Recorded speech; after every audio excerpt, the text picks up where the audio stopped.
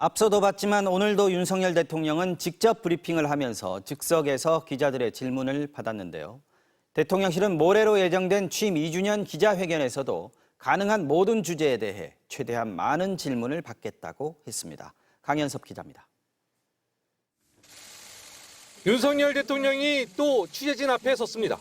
신임 민정수석을 직접 소개한 뒤 이번에는 질문을 먼저 받겠다고 했습니다. 저한테 질문하실 거 있으면 제가 두 분 신임 정도, 수석하고 얘기하기 전에 한 두 분 정도 좀 질문을 받겠습니다. 대통령실은 말이 아닌 행동으로 소통 강화를 보여준 거라고 설명했습니다. 모레로 예정된 취임 2주년 기자회견에서도 가능한 모든 주제에 대해 최대한 많은 질의를 받겠다고 했습니다. 하지만 얼마나 소통할지는 미지수입니다. 오늘 브리핑에서 윤석열 대통령은 질문 2개를 받았습니다. 첫 질문에는 1분 48초, 두 번째 질문에는 1분 25초 동안 답변했습니다. 최대한 많은 질문을 받을 경우 1시간 동안 30개 가까운 질문과 답변이 오갈 것으로 보입니다. 자칫 질문 개수만 많고 깊이 없는 답변만 내놓을 수 있는 겁니다.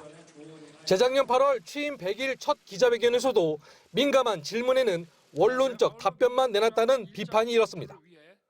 조직과 정책과 이런 과제들이 작동되고 구현되는 과정에 어떠한 문제가 있는지, 소통에 어떤 문제가 있었는지를 면밀하게 짚어나갈 생각입니다.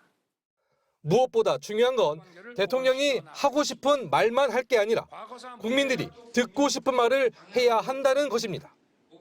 의대 정원 문제나 디올백 갖고 이야기했을 때 국민들께서 야 이거 뭐 고구마 몇 개 먹고 물 안 마신 것 같은 그런 느낌 받았잖아요. 그런 걸 좀 깨부수는 좀 그런 파격을 보이시고 철저한 자기 반성과 사과.